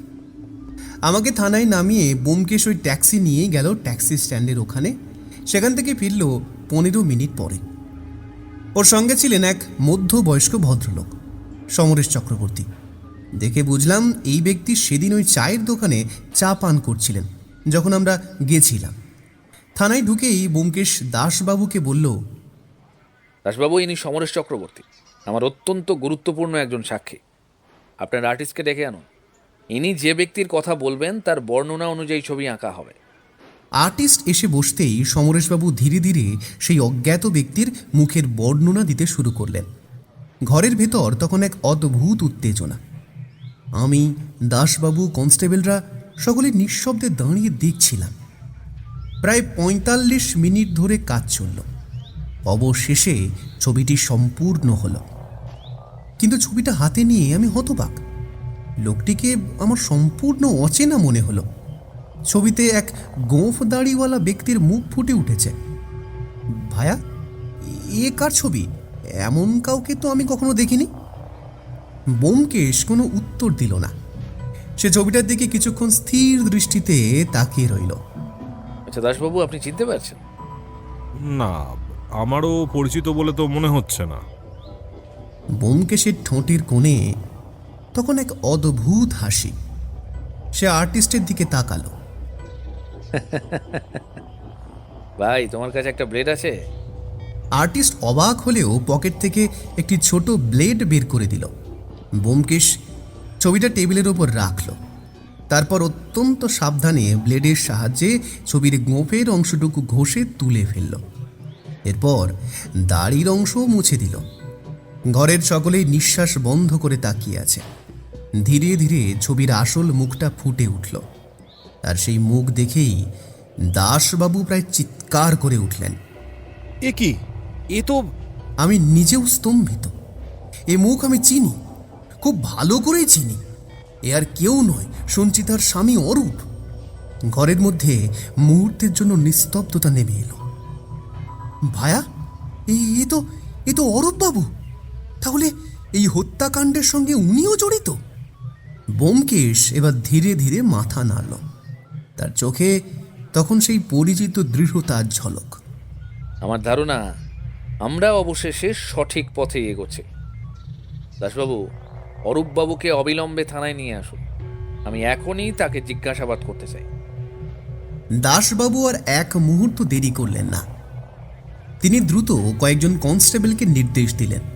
আর আমি বুঝতে পারলাম দীর্ঘদিনের অচলাবস্থার পর অবশেষে তদন্তে এক বড় মোড় এসে উপস্থিত হয়েছে। অরূপবাবুকে থানায় নিয়ে আসার পর ব্যোমকেশ নিজেই জেরার দায়িত্ব নিল। প্রথমে বেশ কিছুক্ষণ কোনো প্রশ্ন করল না, শুধু চুপচাপ বসে অরূপবাবুর মুখের দিকে তাকিয়ে রইল। প্রদীপের সলতেটা মিটমিট করে জ্বলছিল। ঘরের কোণে সেই হলুদ আলো আর জমাট অন্ধকার মিলে যেন এক দম বন্ধ করা আবহাওয়া তৈরি করেছিল। ঘরের মাঝখানে কাঠের পুরনো টেবিলটার এক পাশে বসে আছে অরূপ, আর তার ঠিক মুখোমুখি চেয়ারের সামান্য হেলান দিয়ে বসে আছে আমার পরম বন্ধু ব্যোমকেশ। আমি টেবিলের একপাশে দাঁড়িয়ে ডায়েরিটা হাতে নিয়ে শান্ত হয়ে দৃশ্যটা লক্ষ্য করছিলাম। বাইরে ঝিঁঝি পোকার ডাক ছাড়া আর কোনো শব্দ নেই, কিন্তু এই বদ্ধ ঘরের ভেতরের বাতাসটা যেন টান টান উত্তেজনায় কাঁপছিল। পাশে দাঁড়িয়ে দাসবাবু। অরূপের কপালে আর নাকের দুপাশে ঘামের সূক্ষ্ম ফোঁটা জমে উঠেছে। সে নিজেকে সামলানোর চেষ্টা করছে বটে, কিন্তু তার শরীরই ভাষা বলে দিচ্ছিল ভেতরে ভেতরে সে ছাই হয়ে যাচ্ছে। আর ব্যোমকেশের মধ্যে কোনো তাড়াহুড়ো ছিল না। সে একজন চতুর দাবাড়ুর মতো নিশ্চুপে নিজের চাল সাজাচ্ছিল। ব্যোমকেশ পকেট থেকে একটা চুরুট বের করল। দেশলাইয়ের কাঠিটা জেলে যখন সে চুরুটে আগুন ধরালো, সেই ক্ষণিক আলোয় তার মুখের রেখাগুলো অদ্ভুত কঠোর দেখালো। চুরুটের নীলচে ধোঁয়াটা সে অরূপের মুখের দিকে ছেড়ে দিল। ব্যোমকেশের বসার ভঙ্গিটা শান্ত, কিন্তু তার সোজা হয়ে থাকা পিঠ আর সামান্য নামানো কাঁধের ভেতরে লুকিয়েছিল এক অদ্ভুত ক্ষিপ্রতা। সে জানত এই ঘরের মূল নিয়ন্ত্রণ কার হাতে। তবে সবচেয়ে ভীতিপ্রদ ছিল ব্যোমকেশের চোখ দুটি। কোনো উগ্রতা বা রাগ ছিল না সে চোখে, বরঞ্চ প্রদীপের আলোয় তার চোখের মণি দুটিকে মনে হচ্ছিল দুটো বরফ শীতল দিঘি, গভীর, থমথমে এবং নির্মমভাবে স্থির। চুরুটের ধোঁয়ার আড়ালেও তার চোখের পাতা যেন পড়ছিলই না। সে সাধারণ মানুষের মতো অরূপের দিকে তাকিয়েছিল না।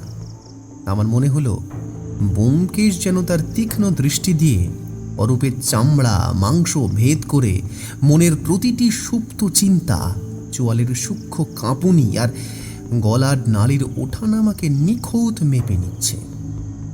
এরপরেই ধেয়ে এলো ব্যোমকেশের প্রথম প্রশ্নবাণ।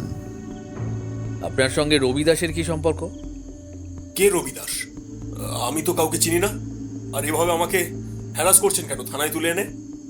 বেশি চালাক হওয়ার চেষ্টা করবেন না অরূপবাবু।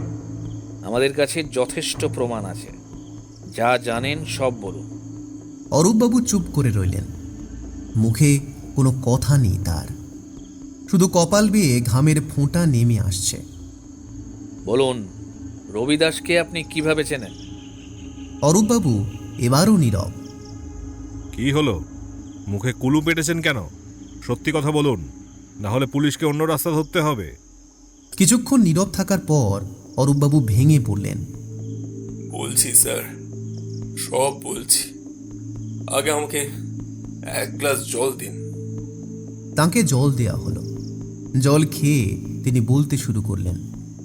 স্যার, ব্যবসাটা গত কয়েক মাস ধরে একেবারেই ভালো চলছিল না।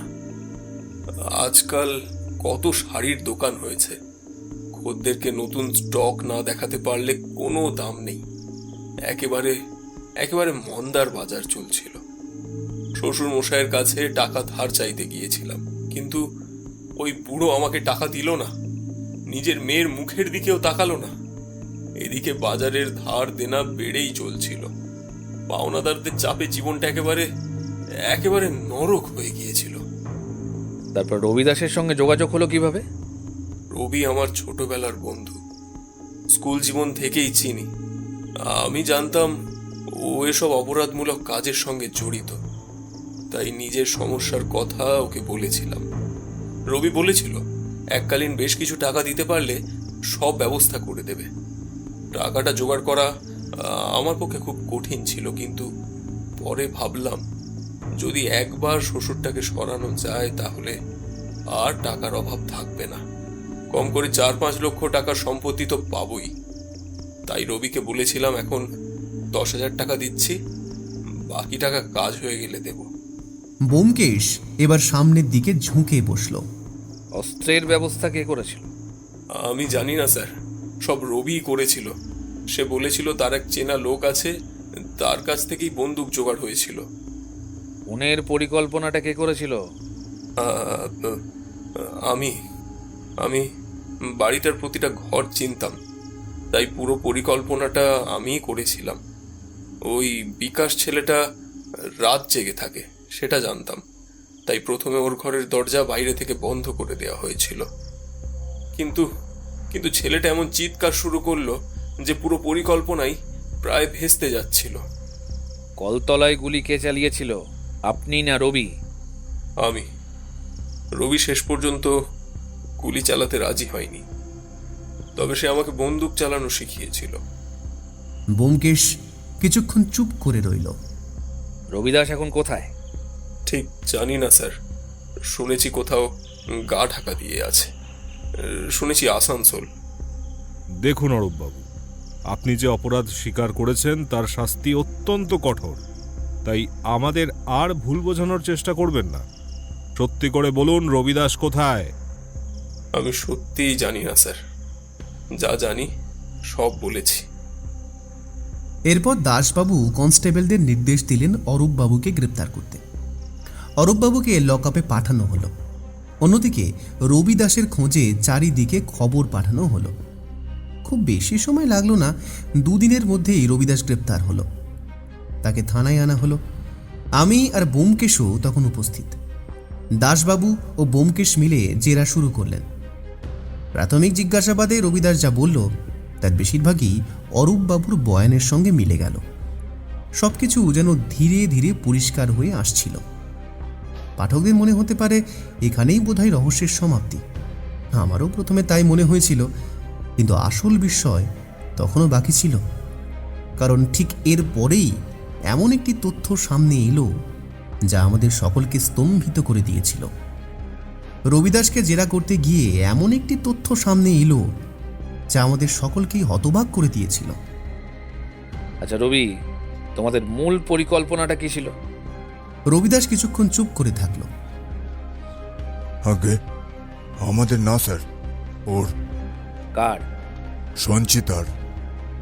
ঘরের মধ্যে মুহূর্তের জন্য নিস্তব্ধতা নেমে এলো। আমি, দাসবাবু, এমনকি উপস্থিত কনস্টেবলরাও যেন বিশ্বাস করতে পারছিলাম না কি শুনলাম। সবটা খুলে বলো। আমরা কেউ কোনো পরিকল্পনা করিনি স্যার। সমস্ত পরিকল্পনা করেছিল অরূপের বউ সঞ্চিতা। ওই প্রথমে আমার সঙ্গে যোগাযোগ করেছিল।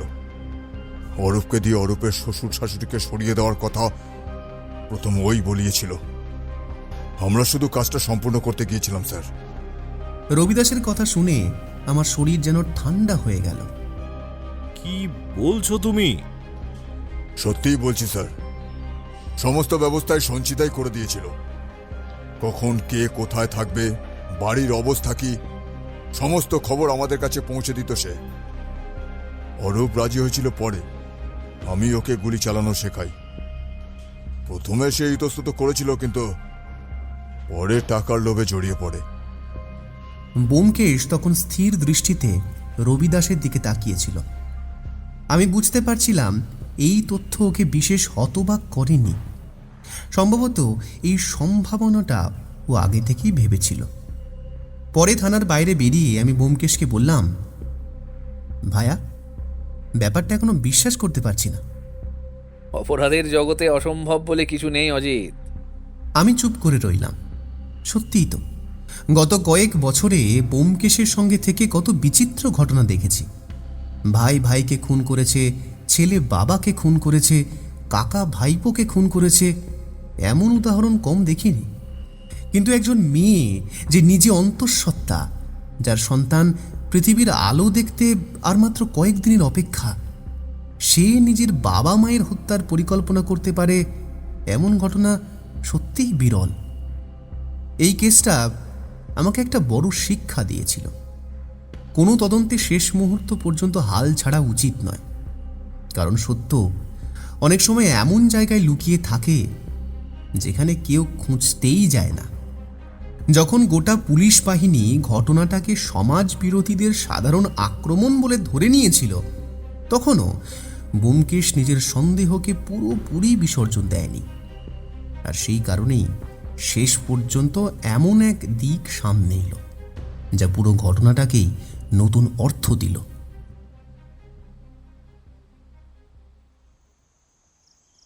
কলকাতার আকাশে তখন আবার সন্ধ্যা নামছে। আমি জানলার বাইরে তাকিয়ে ভাবছিলাম, মানুষের মনের অন্ধকার বোধহয় পৃথিবীর যে কোনো রহস্যের চেয়েও গভীর। সেই অন্ধকারের ভেতরেই পথ খুঁজে বেড়ায় আমার বন্ধু সত্যান্বেষী ব্যোমকেশ বক্সী। এরপর আবার নতুন কোনো ঘটনার অপেক্ষা, নতুন কোনো রহস্য, নতুন কোনো অপরাধ, নতুন কোনো মানুষের মুখোশ খুলে যাবার অপেক্ষা। কারণ ব্যোমকেশের জীবন যেমন থেমে থাকে না, তেমনই থেমে থাকে না অপরাধের জগৎ। প্রসঙ্গত বলে রাখা দরকার, পরে রবিদাস রাজসাক্ষী হয়ে গিয়েছিল। ওর আস্তানা থেকেই উদ্ধার হয় হত্যার অস্ত্র। আর সাথে পাওয়া যায় একটা শার্ট যাতে লেগেছিল কয়েক ছিটে রক্ত। সেই শার্টের একটা বোতাম ছেঁড়া, যা হুবহু মিলে যায় ব্যোমকেশের পাওয়া বোতাম আর সুতোর সাথে। অরূপ আর রবির হাতের ছাপ ওই বন্দুকে ছিল। রবির সাক্ষ্য এবং অন্যান্য প্রমাণের ভিত্তিতে আদালতের বিচারে অরূপের ফাঁসির আদেশ হয়। অন্যদিকে ষড়যন্ত্রে জড়িত থাকার অপরাধে যাবজ্জীবন কারাদণ্ডের আদেশ পায় সঞ্চিতা। সঞ্চিতার সন্তান তখনও খুব ছোট, সেই কারণে আইন অনুযায়ী শিশুটিকে জেলের মধ্যে রাখার অনুমতি সে পেয়েছিল। কিন্তু সঞ্চিতা নিজেই সেই সিদ্ধান্ত নেয়নি। নিজের সন্তানকে সে তুলে দিয়েছিল তার কাকু কাকিমার জিম্মায়। রবিদাসও অবশ্য পুরোপুরি পার পায়নি। রাজসাক্ষী হবার ফলে খুনের মামলায় কিছুটা সুবিধা পেলেও বেআইনি অস্ত্র লেনদেন এবং অপরাধমূলক কর্মকাণ্ডে জড়িত থাকার অভিযোগে তারও 5 বছরের কারাদণ্ড হয়। শঙ্কর দত্তের ভাই প্রভাস দত্ত তখন পাপড়ি এবং সঞ্চিতার কন্যা ফুলকিকে নিয়ে সংসার সামলাচ্ছেন। হঠাৎ করেই তার কাঁধে সংসারের দায়িত্ব অনেকখানি বেড়ে গিয়েছিল, কিন্তু সে নিয়ে তার কোনো অভিযোগ ছিল না। তার আফসোস ছিল অন্য জায়গায়, ফুলকির ভবিষ্যৎ নিয়ে। একদিন কথায় কথায় প্রভাসবাবু আমাকে বলেছিলেন, জানেন অজিতবাবু, এই মেয়েটার জন্যই সবচেয়ে বেশি কষ্ট হচ্ছে। ও বড় হয়ে যখন সব জানতে পারবে তখন কি হবে বলুন তো? আমি কোনো উত্তর দিতে পারিনি। প্রভাসবাবু আবার বলেছিলেন, পাড়াপড়শি সকলেই তো ঘটনাটা জানে। এই সমাজ বড় নিষ্ঠুর। মেয়েটাকে হয়তো সারা জীবন নানা কথা শুনতে হবে, অথচ দেখুন ওর কোনো দোষ নেই। সত্যি ফুলকির কোনো দোষ ছিল না। সে পৃথিবীতে এসেছিল একেবারে নিরাপরাধ হয়ে, কিন্তু জন্মের আগেই ভাগ্য যেন তার কপালে এক গভীর ছায়া এঁকে দিয়েছিল।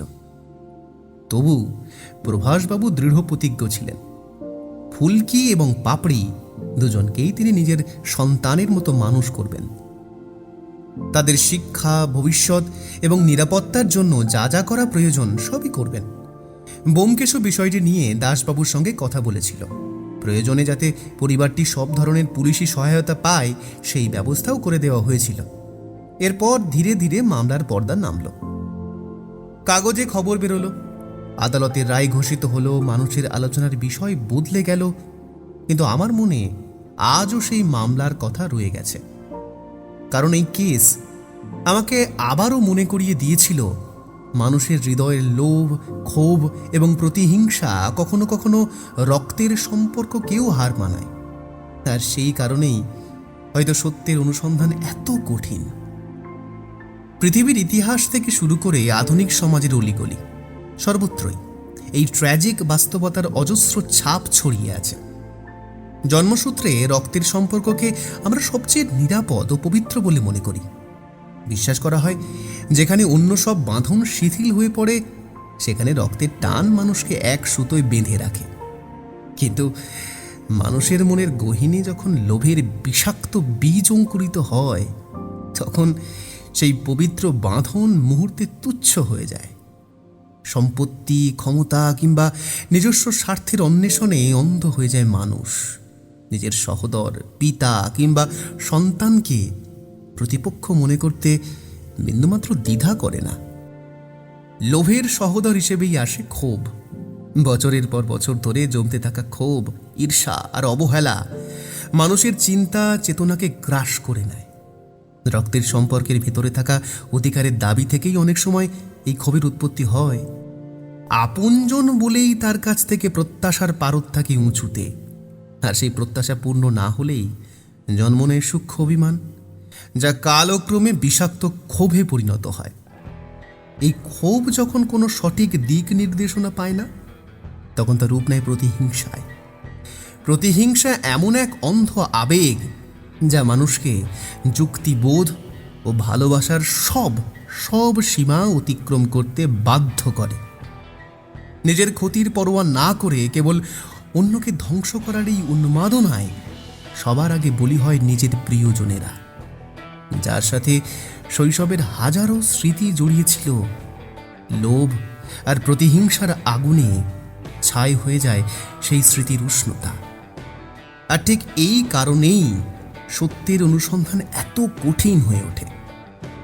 বাইরের কোনো শত্রুর বিরুদ্ধে লড়া বা তার চাল বোঝা তুলনামূলকভাবে সহজ, কারণ সেখানে শত্রুতার সীমানা স্পষ্ট। কিন্তু যখন ঘরের ভেতরের মানুষ নিজস্ব রক্তের সম্পর্কের কেউ মুখোশ পরে অপরাধের ছক আঁকে তখন সত্য কেবল কোনো তথ্যের মধ্যে সীমাবদ্ধ থাকে না, তা হয়ে ওঠে অনুভূতির এক জটিল ধাঁধা। সম্পর্কের মায়া, অন্ধবিশ্বাস আর অপরাধের গোপনীয়তা মিলে সত্যকে এমন এক কুয়াশার আড়ালে ঢেকে দেয় যার মধ্যে দিয়ে পথ চলা প্রায় অসম্ভব হয়ে পড়ে। অপরাধী যখন আপনজন হয় তখন সত্যকে খুঁজে বের করার পথে সবচেয়ে বড় বাধা হয়ে দাঁড়ায় মানসিক দ্বন্দ্ব। যাকে হৃদয় থেকে বিশ্বাস করা হয়েছে তার দিকে আঙুল তোলা বা তার অপরাধকে মেনে নেওয়াটা আত্মঘাতী সিদ্ধান্তের মতো মনে হয়। তাছাড়া আপন মানুষেরা একে অপরের সব দুর্বলতা ও গোপনীয়তা ভালো করেই জানে, ফলে নিজেদের অপরাধ ঢাকতে তারা এমন সব জটিল জাল বিস্তার করতে পারে যা কোনো বাইরের মানুষের পক্ষে ভেদ করা কঠিন। তথ্যের সত্যতা হয়তো নথি বা প্রমাণের মাধ্যমে পাওয়া যায়, কিন্তু মনস্তাত্ত্বিক সত্যকে অনাবৃত করা অত্যন্ত দুঃসাধ্য হয়ে ওঠে। মায়ার শিকল কেটে ভালোবাসার মোড়ক সরিয়ে সেই চরম অন্যায়কে সততার সাথে মুখোমুখি দাঁড় করানো এক চরম মানসিক অগ্নি পরীক্ষা। সেই সত্যের পথ ধরেই আজও এগিয়ে চলে আমার বন্ধু সত্যান্বেষী ব্যোমকেশ বক্সী।